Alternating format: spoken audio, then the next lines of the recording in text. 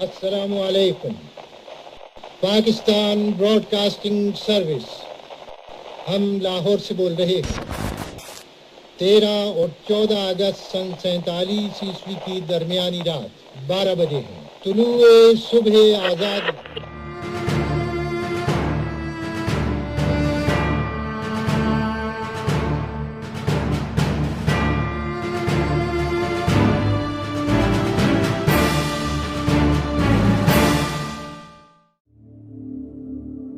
اس برِ صغیر نے 1857 سے لے کر 1947 تک وہ تاریخ رقم کی جس کی مثال دنیا میں نہیں ملتی. اسٹوری آف پاکستان میں آپ دیکھیں گے کہ کس طرح صرف 90 سالوں میں مسلمانوں نے دنیا کا نقشہ بدل دیا. اس لازوال داستان میں کن مسلم رہنماؤں نے اپنا کلیدی کردار ادا کیا، اور جانیں گے وہ چھوٹی چھوٹی کہانیاں جو آج سے پہلے کسی نے نہیں سنی. سر سید احمد خان کا مسلمانوں کو بیدار کرنا، مسلم لیگ کا قیام، ہندو مسلم اتحاد کا عروج و زوال، اقبال کا انمول تصور، اور محمد علی کا جناح سے لے کر قائد اعظم کا سفر، لاہور میں رکت آمیز مناظر، اور پھر طلوع صبح آزادی. یہ سب آپ جانیں گے اس سیریز میں. اس کے ساتھ ساتھ حصہ ہوگی ایک 7th اسپیشل ایپیسوڈ جو صرف کشمیر پہ ہوگی، اس لیے کہ جس طرح پاکستان کشمیر کے بغیر ادھورا ہے، اسی طرح اسٹوری آف پاکستان کشمیر کے ذکر کے بغیر ادھوری ہے.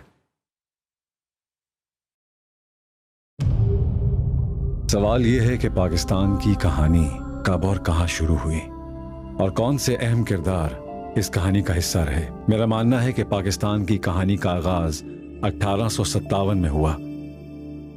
اس کہانی کے اس دور کے 2 اہم کردار بہادر شاہ ظفر اور سر سید احمد خان تھے. But before moving forward, I'm going to tell you something very tragic, which is part of this story.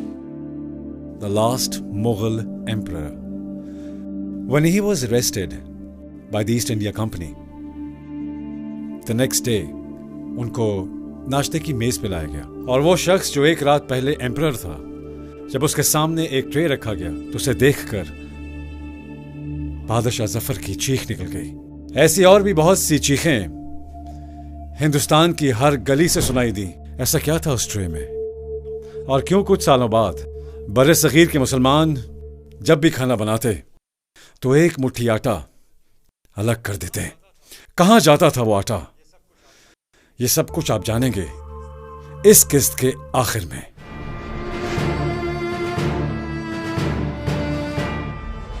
لیکن 57 کے بعد برطانیہ کی حکومت نے براہ راست کنٹرول سنبھال لیا تھا ہندوستان میں. جو بغاوت ہوئی تھی وہ فوج میں ہوئی تھی. پہلے جن فوجیوں نے بغاوت کی سب کو انہوں نے قتل کیا، پھانسیاں دی، اور جو بھاگنے کی کوشش کی ان کو پکڑ کے انہوں نے، کوئی کورٹ مارشل نہیں تھا، بس سامنے گولی مار دو. جو کچھ کسی نے بتایا کہ یہ آدمی شامل تھا، یہ آدمی شامل تھا، کہ ان کے پاس رسے کم پڑ گئے، درخت کم پڑ گئے. اور ایسی اس وقت کی پینٹنگ موجود ہے جس سے معلوم ہوتا ہے کہ کوئی جگہ ایسی نہیں تھی کہ جہاں پہ لاشیں ٹنگی ہوئی نہ ہوں، اور کئی دن تک وہاں لٹکی رہی. بڑا بربریت کا جو ایک مظاہرہ تھا وہ کیا گیا تاکہ دہشت پھیلے اور آئندہ لوگ انگریز کی حکومت کے خلاف اپنی آواز نہ اٹھا سکیں. So now we know how brutal was British Raj and why Sir Syed Ahmad Khan felt that he has to do something for his fellow Muslims. اگر سر سید احمد خان وہ سب نہ کرتے جو انہوں نے کیا تو آج پاکستان نہ ہوتا. اچھا، پھر اسی دور میں ہم دیکھتے ہیں کہ سر سید احمد خان مسلمانوں کے لیے ایک روشنی کا مینار نظر آتے ہیں. انگریزوں سے مطالبہ کرتے تھے کہ مسلمانوں کو سرکار میں نوکریاں دی جائیں، آپ نے اس قوم کو نمائندگی دینی ہے، نہیں دیں گے تو وہی اسباب پیدا ہوں گے بغاوت والے، یہ آپ کے وفادار نہیں ہوں گے. ان کا حق دیں، انصاف کریں، انصاف کا تقاضا ہے. دیکھیے اس سے پہلے کانسیپٹ ہی نہیں ہے کہ مسلمانوں کے ساتھ پولیٹیکلی اکنامکلی کوئی زیادتی ہو رہی ہے، یا یہ ریئلائزیشن بھی کہ آپ کی کو پیرٹی میں نہیں ڈیل کیا جا رہا ایک سوسائٹی کے اندر. اس کو کہنے کے لیے بھی تو ایک کانشیسنس کی ضرورت تھی، ایک ویژن کی ضرورت تھی، ایک تھاٹ کی ضرورت تھی. ہی واز دا ون جس نے وہ تھاٹ ہمیں دی اس وقت. سر سید احمد خان نے ایک رسالہ لکھا اسباب بغاوت ہند. انہوں نے سوچا کہ جو مسلمانوں کو یہ جو پاور سٹرکچر ہے اسے بالکل ایکسکلوڈ کیا جا رہا ہے. اگر مسلمان پاور سٹرکچر میں نہیں آتا یہ تو بہت پیچھے رہ جائے گا. اور دیکھیں ہندو آگے بڑھ رہا ہے. انہوں نے کہا یہ تعلیم کے بغیر نہیں ہو سکتا. انہوں نے پوری ایک تحریک چلائی، مسلمان محمدن ایجوکیشنل کانفرنس کی بنیاد رکھی، ہندوستان کے کونے کونے میں تبلیغ کی کہ آپ تعلیمی ادارے بنائیں اور تعلیم حاصل کریں، تب آپ آگے بڑھ سکتے ہیں. میں ہمیشہ یہ سوچتا تھا کہ آل انڈیا کانگریس تو 1885 میں بن گئی تھی، لیکن پھر سر سید مسلمانوں کو سیاست میں آنے سے کیوں روکتے تھے؟ Now I understand why Sir Syed didn't want Muslims to come in politics. Because he wanted them to learn the rule of the game.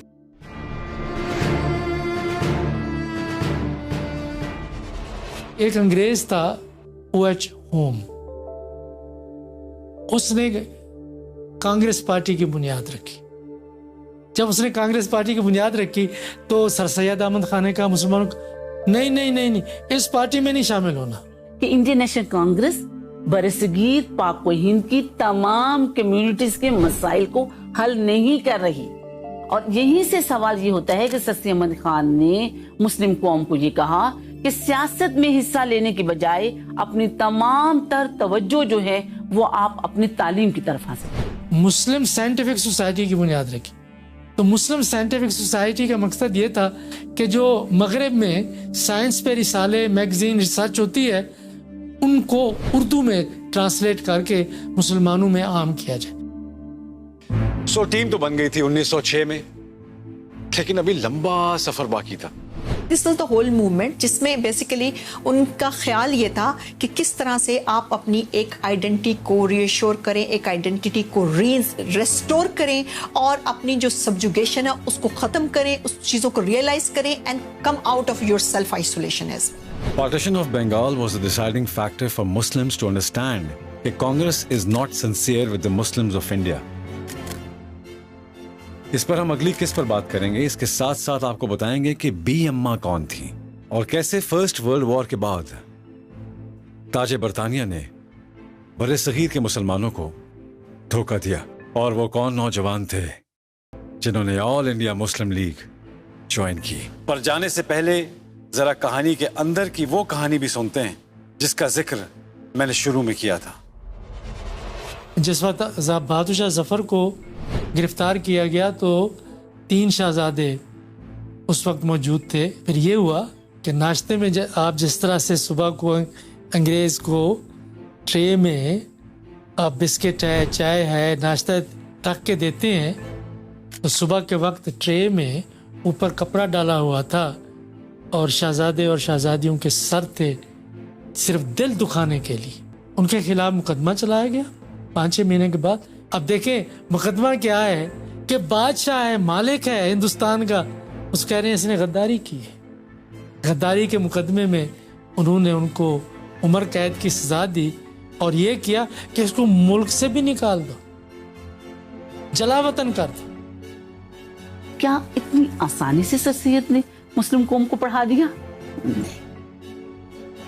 غازی پور میں جب مدرسہ قائم کیا تو اس کے لیے چندہ بھی تو چاہیے تھا کہ جو ان کے ساتھ لیڈرز موجود تھے ان کو کہا ٹھیک ہے مسلمان گھرانوں کے پاس پیسہ نہیں ہے دینے کے لیے، فنڈ نہیں ہے، آپ اس طرح کریں کہ 3 ٹائم گھر کا کھانا تو پکتا ہے نا، ایک آٹے کی مٹھی ایک طرف خاتون کھانا ڈال، اور ہر مہینے سر سید احمد خان خود جاتے تھے ہر گھر اور اس کو آٹے کو کلیکٹ کرتے. اس آٹے کو لے کے اس کو ہم دیکھتے ہیں کہ آٹے کو کلیکٹ کر کے اس کو بیچا جاتا تھا. بیچ کے جو پیسے حاصل ہوتے تھے وہ ان اسکولوں کی اس پہ لگایا جاتا. مل کر ایک جھونکا آخر طوفان بنا تھا. यूं पाकिस्तान बना था, यूं पाकिस्तान बना था.